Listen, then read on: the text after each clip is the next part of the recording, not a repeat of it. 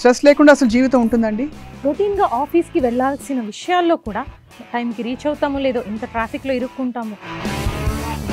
Cortisol స్పెసిఫిక్గా తగ్గించుకోవడానికి ఒక 4-5 చిట్కాలు చెప్పండి, లేదు వాట్ కెన్ వీ డూ అని అడిగితే ఏం చెప్తారు? సో రెగ్యులర్ ఎక్సర్సైజ్ అండి. సో ఎక్సర్సైజ్ చేస్తే కనుక lot of stress will also be relieved. అంటే ఎవరో కొట్టేసినట్టుగా నిద్ర లేవడమే ఒకలాంటి ఈజ్ ఇట్ ఆల్ అదంతా స్ట్రెస్ ఏనా? స్ట్రెస్లో తెలియకుండా వర్క్ చేసే టైంలో కావచ్చు, లేకపోతే మనం కూర్చునే విధానం.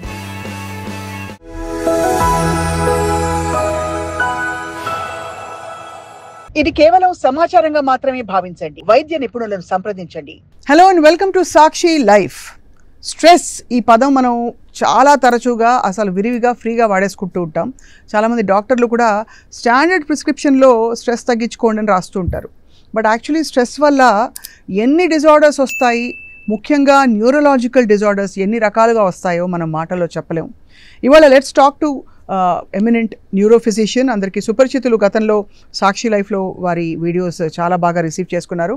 Doctor Nivedita from KIMS sunshine Begumpet about neurological disorders and ఒత్తిడి కారణాల వల్ల ఏమేమి జరుగుతుంది శరీరంలో అని చెప్పి. Hello ma'am. నమస్తే అండి. ఎలా ఉన్నారు? యా, ఆబ్వియస్లీ అందరికీ ఇంతో అంత స్ట్రెస్ ఉంటుంది. స్ట్రెస్ లేకుండా అసలు జీవితం ఉంటుందండి? మనం ఏదన్నా వస్తువుని కొనుక్కోవడానికి కనుక షాప్కి వెళ్తే రేంజెస్లో ఉంటాయి కదా వస్తువులు అనేది, అలాగా రేంజెస్ ఆఫ్ స్ట్రెస్ అండి. అంతేనా? అందరికీ ఉంటుంది అది. సో రొటీన్గా మనకి చిన్న పిల్లలు స్కూల్ దగ్గరికి వెళ్ళడం స్టార్ట్ అయినప్పటి నుంచి స్ట్రెస్ పెట్టేస్తున్నారు వాళ్ళ మీద, హోంవర్క్స్ అని, ప్రాజెక్ట్స్ అని. లేకపోతే కనుక కాలేజ్ వయసులో మనం చదువుకునేటప్పుడు ఒక్క ఎగ్జామ్, సింగిల్ ఎగ్జామ్ గురించి ఎంత స్ట్రెస్ తీసుకుని కొంతమంది పిల్లలు అయితే సూసైడ్ చేసుకోవడం. అండ్ రొటీన్గా ఆఫీస్కి వెళ్ళాల్సిన విషయాల్లో కూడా టైంకి రీచ్ అవుతామో లేదో, ఇంత ట్రాఫిక్లో ఇరుక్కుంటాము. సో నా పర్ఫార్మెన్స్ ఎలా ఉంటుంది, సడన్గా నన్ను లే ఆఫ్ చేసేస్తారా, ఇలా రకరకాల స్ట్రెస్ అండి. రైట్. అండ్ ప్రొఫెషనల్గా కూడా చూసుకుంటే each profession has got their own stress. Correct.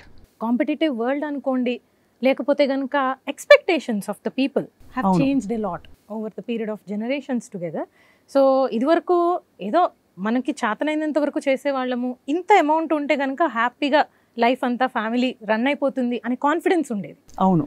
ఇప్పుడు ఒక మెడికల్ ఎమర్జెన్సీ వస్తే ఐ డోంట్ హ్యావ్ ఫండ్స్, లేకపోతే కనుక ఒక ప్రాపర్టీ కొనాలి, ఇంకొకళ్ళేమో అంత పెద్ద కార్ కొనేశారు, వేరేమై అనేది అందరికీ అది కూడా ఇన్హరెంట్ స్ట్రెస్ బిల్డప్ చేసేస్తుంది. చాలా కరెక్ట్గా చెప్పారండి. బికాజ్ ఇవాళ రోజున చాలామందికి సమస్య ఏంటో ఏం ఉండకపోవచ్చు, బట్ ఎక్కడి నుంచో తెలియని ఒక ఏదో తరుముతున్నట్టు ఫీలింగ్, వాళ్ళు నిశ్చింతగా ఉండలేకపోవడం అనే ఒక కండిషన్ చూస్తున్నాం, ముఖ్యంగా సిటీ లైఫ్ స్టైల్లో.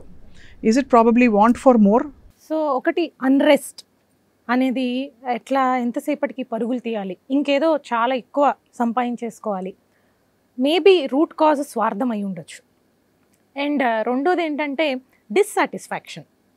ఆ సాటిస్ఫాక్షన్ అనేది we lakh it because of few elements. అంటే మనం ఒకళ్ళకి హెల్ప్ చేయట్లేదు, డే టు డే బేసిస్లో రొటీన్ ఒక గ్రైండింగ్ దీనిలో వెళ్ళిపోయి పడిపోతున్నాము. 9 to 5 ఈ జాబ్ చేయాలి, 5 తర్వాత ట్రాఫిక్లో రన్ చేసుకురావాలి, ఇంట్లో పనులు చూసుకోవాలి, అన్నీ సర్ది పెట్టేసామా, టైం అయింది నిద్రపోవాలి. బట్ ఇది ఒక మొనాటనీ కాజ్ చేసి ultimately they will be pushed in to a state of dissatisfaction. Correct. Software engineers వస్తారు 25-28 ఇయర్స్, వాళ్ళు కూడా ఏదో తెలియని depression, they have everything. So salary వచ్చేస్తుంది టైంకి, వర్క్ చేయగలుగుతున్నారు, బ్యూటిఫుల్గా ఉంటారు, మంచి రిలేషన్షిప్లో ఉంటారు, ఫ్యామిలీ అంతా well settled, still they will have some stress. So ఈ డిస్సాటిస్ఫాక్షన్ అనేది కొన్ని హ్యాపీ హార్మోన్స్ అనేవి తగ్గిపోవటం వల్ల వస్తుంది. కరెక్ట్. స్ట్రెస్ అనేదేమో మనకి కార్టిజాల్ లెవెల్స్ని అబ్నార్మల్ చేసేసి నెగటివ్ హార్మోన్స్ అన్ని బాడీలో ప్రొడ్యూస్ అవుతాయి. కరెక్ట్. అండ్ ఆ ఇంబ్యాలెన్స్ ఎప్పుడైతే అవుతుందో we're going through lot of diseases. Correct. ఇవాళ దాని గురించే మాట్లాడబోతున్నాం నిజానికి. బికాజ్ ఏదో యాటిట్యూడ్నల్ ఇష్యూస్, ఏంటమ్మా ఏంటి అలా ఉన్నావు, బాగా కమాన్ చీరప్, ఎంతమందికి ఇది కూడా లేదు కదా అని చెప్పడం వేరు.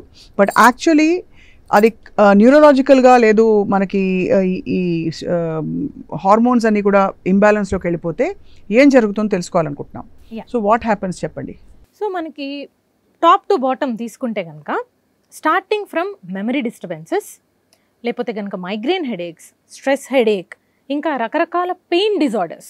సో ఫైబ్రోమయాల్జియా అని, కొన్ని రకాల స్కెలిటల్ మజిల్ ఇష్యూస్, అంటే స్టిఫ్నెస్లోకి వెళ్ళిపోతుంటారు. అవును. కొంతమందిని అయితే మేము చూస్తుంటాము. సో ఈ స్ట్రెస్ని ఎలా హ్యాండిల్ చేయాలో, ఎక్కడ ఎక్స్ప్రెస్ చేయాలో తెలియక they imbibe certain diseases in to them. అంటే ఎట్లా, సినిమాలో ఎక్కడో చూశారు ఫిట్స్ అంటే ఎలాగొస్తాయి, సో వీళ్ళకి ఫిట్స్ వస్తున్నట్లుగా నటిస్తారు, లేకపోతే ఒకళ్ళకి పెరాలసిస్ వచ్చినట్లుగా నటిస్తారు. నటించడం అంటే సో చాలామంది మా దగ్గరకు వస్తుంటారు ఇలాగా. So functionally they are actually absolutely normal. ఎన్ని టెస్ట్లు చేయండి పర్ఫెక్ట్లీ నార్మల్ ఉంటాయి అన్నీ, but they will behave as if they are going through a seizure, as if they are having a paralysis. కొద్ది రోజుల తర్వాత కానీ అసలు మనం ఎంక్వైర్ చేస్తూ ఉంటే, వాళ్ళని కౌన్సిల్ చేస్తూ ఉంటే కానీ మనకి బయటికి రాదు. సో ఈ స్ట్రెస్ వలన ఇదంతా ఇలా జరుగుతోంది అని. రైట్. నిజంగా కూడా ఆర్గానిక్గా చాలా డిసీజెస్ ఉంటాయి. So hyper tension, diabetes, cholesterol ఎక్కువ అవడం, వెయిట్ గెయిన్, ఒబెసిటీ. సో ఎక్కువ తినేస్తాం తెలియకుండా, స్ట్రెస్ తీసేసుకొని డిప్రెషన్లో ఉండి కూర్చుని తినేస్తారు, ఎక్కువ ఓవర్ ఈటింగ్ అయిపోయి. కూర్చుని తినేయడమా, లేకపోతే నిజంగానే ఈ హార్మోన్స్ శరీరంలో ఉండడం వల్ల కొంచెం వాటర్ గెయిన్ ఇంబ్యాలెన్స్. అవునండి. థైరాయిడ్ ఉందనుకోండి ఫర్ ఎగ్జాంపుల్, ఇప్పుడు థైరాయిడ్ మనకి చాలా రకాలుగా యూజ్ అవుతుంది బాడీలో, అండ్ ఎస్పెషల్లీ మెటబాలిజంకి చాలా హెల్ప్ఫుల్. సో మనం ఒక ఫుడ్ తిన్నాము, అది అరగాలి, మెటబాలిజం అవ్వాలి, అప్పుడు అది ఎనర్జీ కింద కన్వర్ట్ అవుతుంది, మనకి ఎక్స్క్రీట్ అయిపోతుంది. బట్ ఈ థైరాయిడ్ డెఫిషియన్సీ ఉన్న వాళ్ళలో ఏమవుతుందంటే అది మెటబాలిజం అవ్వదు, ఆ ఫ్యాట్ అలానే పేరుకుని పోతూ ఉంటుంది బాడీలో. అలానే కార్టిజాల్ డెఫిషియన్సీ, లేకపోతే డ్రగ్స్, స్టెరాయిడ్స్ లాంటివి ఎక్కువ యూసేజ్ చేయడం వల్ల కూడా ఈ హార్మోనల్ ఇంబ్యాలెన్స్ అయిపోతుంది. అయిన తర్వాత ఏమవుతుందంటే మనం ఎంత ఫుడ్ తింటామో అంతా అసలు ఎనర్జీ కింద కన్వర్ట్ కాదు, correct, it will be stored just as fat, metabolic syndrome లాగా. సో మెటబాలిక్ సిండ్రోమ్ లాగా అయిపోయి వాళ్ళు అంతకు మించి మళ్ళీ లైఫ్ స్టైల్ కూడా బాగుండదు, జంక్ ఎక్కువ తీసుకోవడము, సో సెడెంటరీ లైఫ్ స్టైల్, దానివల్ల కూడా వాళ్ళకి ఆ ఫ్యాట్ అనేది బయటికి వెళ్ళే మెకానిజమే లేదు. సో మనం వింటున్న దాన్ని బట్టి ఇప్పుడు కార్టిజోల్ లెవెల్స్ తగ్గించుకో అంటారు. ఫస్ట్ ఆఫ్ ఆల్ ఇవి టెస్ట్ చేయడానికి మనకి టెస్ట్లు ఉంటాయా? ఉంటాయండి. బ్లడ్లో రకరకాల cortisol level test, thyroid levels, all hormones can be tested. అయితే చాలా మటుకు మనం ఏంటంటే స్పెసిఫిక్ హార్మోన్స్కి కొన్ని గైడ్ లైన్స్ ఉంటాయి. కార్టిజాల్ అనుకోండి, ఎర్లీ మార్నింగ్ ఎంటీ స్టమక్ తోటి వెళ్ళి చేయించుకోమంటాం. ఈవెన్ థైరాయిడ్ కూడా బెస్ట్ రిజల్ట్స్ కావాలి అంటే మనం ఎర్లీ మార్నింగ్ ఎంటీ స్టమక్ మీద వెళ్తే కనుక we get the optimum result అనమాట. సో ఇవన్నీ టెస్ట్ చేసిన తర్వాత దీనిలో కొన్నిసార్లు చేంజెస్ రిఫ్లెక్ట్ అవ్వచ్చు, అవ్వకపోవచ్చు. స్టిల్ మనకి ఇంకా కూడా ఒబెసిటీని బట్టి అండ్ బాడీ హ్యాబిటస్ని బట్టి, వాళ్ళ సిమ్టమ్స్ని బట్టి థైరాయిడ్ స్టేట్లో ఉన్నా కూడా they produce certain thyroid abnormalities. So ఇలా స్ట్రెస్ వల్ల వచ్చిన ఈ అబ్నార్మల్ ఇవన్నీ కూడా స్ట్రెస్ తగ్గించేస్తే రివర్స్ అయిపోతుందా, దానికి మెడికేషన్ వాడాల్సి ఉంటుందా? చాలా మటుకు ఏంటంటే స్ట్రెస్ తగ్గించడం అనేది లాంగ్ టర్మ్ ప్రాసెస్ అది, అండ్ ఇమ్మీడియట్గా మనకి రెస్పాన్స్ చూపించకపోతే పేషెంట్స్ ఎవరు సాటిస్ఫై అవుతారు? సో ఇమ్మీడియట్ రెస్పాన్స్ కోసం సిమ్టమాటిక్ ట్రీట్మెంట్ కొంతవరకు చేసుకోవాల్సి వస్తుంది. రైట్. అండ్ ఒబెసిటీకి డ్రగ్స్ కూడా, థైరాయిడ్ అవన్నీ మనకి హార్మోన్స్ చేంజ్ చేయడానికి కూడా డ్రగ్స్ అవైలబుల్గా ఉన్నాయి. సో ఉన్నప్పుడు వాటిని యూటిలైజ్ చేసి కొంతవరకు మనం ఒక మోడరేట్ లెవెల్కి వచ్చాక లైఫ్ స్టైల్ మోడిఫికేషన్స్లో కంటిన్యూ చేసుకోమని చెప్తామన్నమాట. సో ఇక్కడ డాక్టర్ నివేదిత, కార్టిజాల్ స్పెసిఫిక్గా తగ్గించుకోవడానికి ఒక 4-5 చిట్కాలు చెప్పండి, లేదు వాట్ కెన్ వీ డూ అని అడిగితే ఏం చెప్తారు? సో రెగ్యులర్ ఎక్సర్సైజ్ అండి. సో ఎక్సర్సైజ్ చేస్తే కనుక lot of stress will also be relieved. So అంతేకాకుండా నేనేం చెప్తానంటే పాజిటివ్ హార్మోన్స్ పెంచుకునేవి హాబీస్ నేర్చుకోవడం. మనకి చాలా ఇష్టమైంది ఒక పాట పాడడం అనుకోండి, 4 పాటలు పాడుకున్న తర్వాత ఉన్న స్ట్రెస్ మొత్తం ఎగిరిపోతుంది. కొంతమందికి ఫిట్నెస్ ఫ్రీక్స్ ఉంటారు, సో బాగా ఒక 1 అవర్ వర్కౌట్ చేశారంటే, జిమ్కి వెళ్ళి వచ్చారంటే స్ట్రెస్ రిలీఫ్ అయిపోతారు. నాకైతే పర్సనల్గా సోషల్ సర్వీస్ చాలా ఇష్టం. సో ఒక ఆర్ఫనేజ్కి వెళ్ళాము, వాళ్ళకి అక్కడ మన చేత్తో అన్నం వడ్డించాము, 1 వీక్, ఒక 1 మంత్ పాటు కూడా మనకు అదే గుర్తొస్తూ ఉంటుంది. అవును. దట్ విల్ ప్రొడ్యూస్ ఈ serotonin and other happy hormones for a prolonged time. దాన్ని బీట్ చేసే మెకానిజమే లేదు అసలు. చాలా మంది షాపోహాలిక్స్ అయిపోతారు, యా, యూనో స్ట్రెస్ రిలీవ్ చేసుకోవడానికి అనుకుంటూ, but does it actually do good? Do good for whom? Shopping చేసినప్పుడు ఏంటంటే వాళ్ళందరూ బాగుపడతారు, బట్ మనం పాకెట్ మొత్తం లాస్ అయిపోతూ ఉంటాం. అది ఆఫ్ కోర్స్ అది మీద కూడా బర్డెన్ పడుతుంది. అండ్ ఇంకొకటి, అనవసరంగా ఎక్కువ వస్తువులు కొనేసామనుకోండి, అవన్నీ తింటారు కదా మళ్ళా, లేకపోతే కనుక ఎక్స్ట్రాడినరీ లైఫ్ స్టైల్ వాళ్ళకి లేకపోయినా కూడా ఖర్చు పెట్టడం అనేది అలవాటు అయిపోయేసరికి they will go into debts. ఇంట్లో అంతా జంక్ పేరుకుపోతుంది, సో ఇల్లంతా క్లట్టర్డ్ అయిపోతుంది. That will cause more stress and anxiety. So over a period of time చూసుకుంటే కనుక ఈ షాపింగ్ మానియా అనేది కూడా ఇట్స్ నాట్ గుడ్. సో మనం డెఫినెట్లీ దాన్ని కట్ డౌన్ చేయడమే బెటర్. రైట్. అంటే ఇవన్నీ ఏంటంటే వాళ్ళ హ్యాపీనెస్ పెంచుకోవడానికి చాలామంది యూనో ఆబ్వియస్లీ మీరు అన్నారు కదా హ్యాపీ హార్మోన్స్ పెంచాలని చెప్పి కొంతమంది పాటలు పాడతారు, కొంతమంది ట్రావెల్ చేస్తారు, కొంతమంది షాపింగ్ కూడా చేస్తారు. బట్ ఏదేమైనా మెండపుకి మందేసి మోకాలు నొప్పి తెచ్చుకోకూడదు కదా. కరెక్ట్. ఆల్ దట్ అపార్ట్ ఇంకా ఏం సమస్యలు వస్తాయండి? సడన్గా బాడీలో ఇన్ఎక్స్ప్లికబుల్ పెయిన్స్ వస్తాయి, ముఖ్యంగా అప్పర్ బ్యాక్లో. అంటే ఎవరో కొట్టేసినట్టుగా నిద్ర లేవడమే ఒకలాంటి. ఈజ్ ఇట్ ఆల్ అదంతా స్ట్రెస్ అయినా?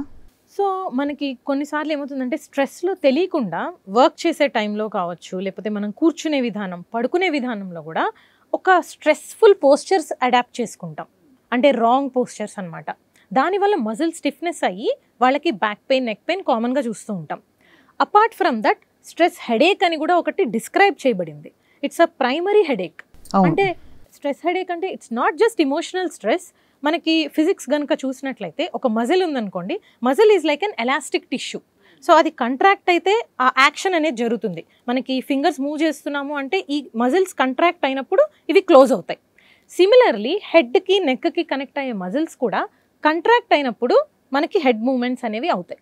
రాంగ్ పోస్చర్లో పెట్టినప్పుడు ఏమవుతుంది, ఆ ఎలాస్టిసిటీ ఆఫ్ ద మజిల్లో స్ట్రెస్ పెరిగిపోతుంది, టెన్షన్ ఆర్ స్ట్రెస్.